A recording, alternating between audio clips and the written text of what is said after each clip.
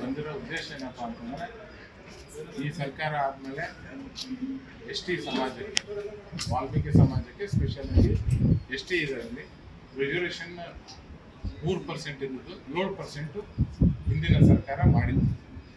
ಆದರೆ ಈ ಸರ್ಕಾರ, ಸಿದ್ದರಾಮಯ್ಯ ಸಾಹೇಬರ ಸರ್ಕಾರ, ಕಾಂಗ್ರೆಸ್ ಸರ್ಕಾರ ಅದನ್ನು ಮಾಡಲಾದ ಒಂದು ಉದ್ದೇಶದಿಂದ ಕೋರ್ಟ್ನಲ್ಲಿ ಸ್ಟೇ ಇದೆ ಅಂತ ನಾವೇ ಹೇಳಿ ಇವತ್ತು ಎಲ್ಲ ಎಸ್ ಟಿ ವರ್ಗದಲ್ಲಿ ಅನ್ಯಾಯ ಮಾಡ್ತಿದ್ದಾರೆ.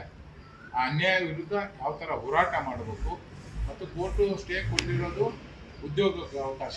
ಆದರೆ ಇವರು ಒಂದು ಹೊಸ ಇದನ್ನು ಮಾಡಿ ಏನು ವಿದ್ಯಾರ್ಥಿಗೆ ಎಜುಕೇಷನ್ಗೂ 3% ಮಾಡೋಂಥ ಒಂದು ಕೆಲಸವನ್ನು ಕಾಂಗ್ರೆಸ್ ಸರ್ಕಾರ ಮಾಡ್ತಿದೆ.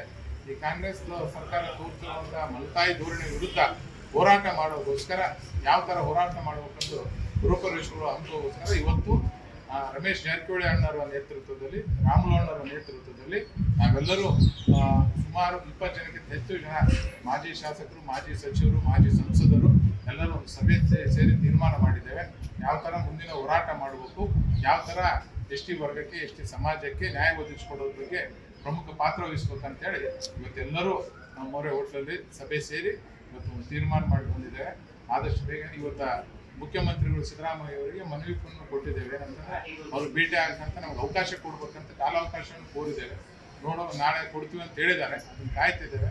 ಅವ್ರು ಕಾಲಾವಕಾಶಕೊಂಡು ಅವ್ರಿಗೆ ಹೋಗಿ ಭೇಟಿಯಾಗಿ ಮತ್ತು ಸಾಮಾಜಿಕವಾಗಿ ಯಾವ ಥರ ಹೋರಾಟ ಮಾಡಬೇಕು, ಜನಜಾಗೃತಿ ಯಾವ ಥರ ಮಾಡಬೇಕು ಅನ್ನೋದ್ರ ಬಗ್ಗೆ ಹಲವಾರು ತೀರ್ಮಾನ ತಗೊಂಡಿದ್ದೇವೆ.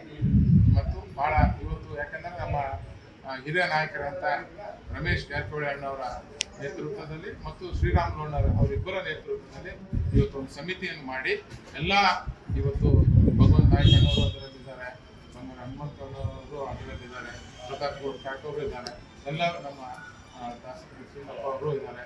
ಈ ಥರ ಎಲ್ಲ ಮುಖಂಡರು ಫಕೀರಪ್ಪಣ್ಣನ ಆದಿಯಾಗಿ ಬಹಳಷ್ಟು ಜನ, ಎಸ್ ವಿ ರಾಮಚಂದ್ರ ಅವರು ಎಲ್ಲರೂ ಸೇರಿ ಇದು ಹೋರಾಟಕ್ಕೆ ಏನು ಮಾಡ್ಬೇಕಂತ ರೂಪರೇಷೆಯನ್ನು ಆಗ್ತಿದ್ದೇವೆ. ಇನ್ನು ರೂಪರೇಷೆ ತೀರ್ಮಾನ ಆಗಿಲ್ಲ ಅಲ್ಲ, ಈಗ ಫಸ್ಟು ನಾವು ಮುಖ್ಯಮಂತ್ರಿಗಳಿಗೆ ಭೇಟಿ ಆಗ್ತೀವಿ.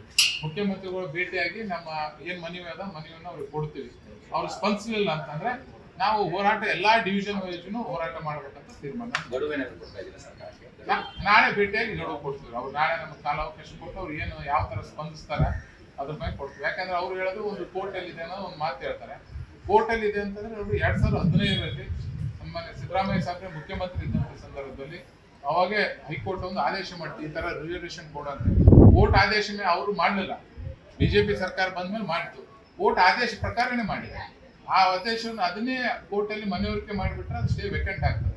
ಆದ್ರೆ ಅವ್ರು ಸ್ಟೇ ವೇಕೆಂಟ್ ಮಾಡೋಂಥ ಆಸೆ ಇಲ್ಲ. ಯಾರು ಅಟೆಂಡೇ ಆಗಿಲ್ಲ. ಈ ಒಂದು ಕೇಸ್ ಬಂದಂಥ ಸಂದರ್ಭದಲ್ಲಿ ಸರಿಯಾಗಿ ಅಟೆಂಡೇ ಆಗಿಲ್ಲ. ಅಟೆಂಡ್ ಆಗಲಾರ್ದ ಉದ್ದೇಶ ಏನಪ್ಪ ಅಂದ್ರೆ ಸ್ಟೇ ಸಿಗಬೇಕನ್ನೋದಕ್ಕೆ ಅವರು ಆದೇಶ ಮಾಡೋಕ್ಕಿಂತ ಮುಂದೆ ಓವರಾಲ್ ಆಗಿ ವಕೀಲರೇ ಹೇಳ್ತಾರೆ ಹಿಂಗೆ ಅಂತಂದು ಅದೇ ಪ್ರಕಾರ ಸ್ಟೇ ಕೊಟ್ಟರೆ ಅದು ಸ್ಟೇ ವೇಕೆಂಟ್ ಇವ್ರು ಮಾಡಿಸ್ಬೇಕು. ಮತ್ತು ಸಮಾಜ ಎಲ್ಲ ಮುಖಂಡರು ಸೇರಿದ ಆ ಕಾನೂನು ಹೋರಾಟವನ್ನು ಯಾವ್ದು ಥರ ಮಾಡ್ಬೇಕಂತ ಪ್ರೈವೇಟ್ ವಕೀಲರು ಅದನ್ನು ಮಾಡ್ತಿದ್ದಾರೆ. ಮತ್ತು ಜನಜಾಗೃತಿ ಯಾವ ರೀತಿ ಮೂಡಿಸ್ಬೇಕಂತೇಳಿ ರಮೇಶ್ ಅಣ್ಣವರ ನೇತೃತ್ವದಲ್ಲಿ ಬರುವ 31 ರಾಯಚೂರು ಸಭೆ ಮಾಡ್ತೀವಿ. ಮತ್ತೆ ಬರುವ 31ನೇ ತಾರೀಕು ರಾಯಚೂರಲ್ಲಿ ಸಭೆ ಮಾಡ್ತಿದ್ದಾರೆ. ಇನ್ನೊಂದ್ಸರಿ ಬೆಳಗಾವಿಯಲ್ಲಿ ಸಭೆ ಮಾಡ್ತೇವೆ. ಇನ್ನೊಂದ್ಸರಿ ದಾವಣಗೆರೆಯಲ್ಲಿ ಮಾಡ್ತೇವೆ, ಮೈಸೂರಲ್ಲಿ ಮಾಡ್ತೇವೆ. ಇವರೇನು ನಮ್ಗೆ ಸ್ಪಂದಿಸಲಿಲ್ಲಪ್ಪ ಅಂದ್ರೆ ನಮ್ಮ ಹೋರಾಟ ಹಿಂಗೆ ಇಲ್ಲ. ಪಾದಯಾತ್ರೆ ಏನಿಲ್ಲ, ಬಹಿರಂಗವಾಗಿ ಪ್ರತಿಭಟನೆ ಮಾಡ್ತೇವೆ. ಸ್ವಾಮೀಜಿಯವರು ಎಲ್ಲರೂ ಬರ್ತಾರೆ. ಪಕ್ಷವಾಗಿ ಎಲ್ಲಾ ಪಕ್ಷದ ಮುಖಂಡರು ಇದರಲ್ಲಿ ಭಾಗವಹಿಸ್ತಾರೆ.